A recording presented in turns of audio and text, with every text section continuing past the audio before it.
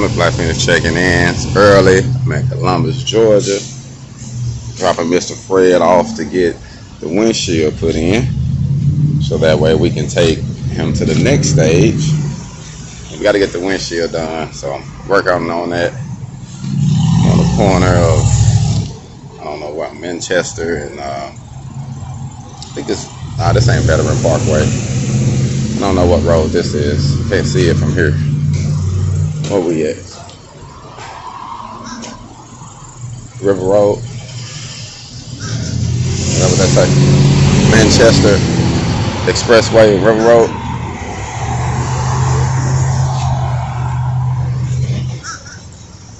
Trying to get up here early so I can go on and get everything done. I know they'll get taken care of today, then I can work on my next stages, you know what I mean?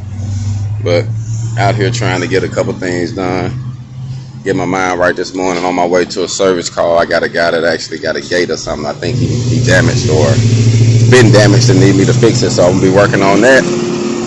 But right now I'm just, like I say, I'm just out getting my hog on, enjoying this Monday morning.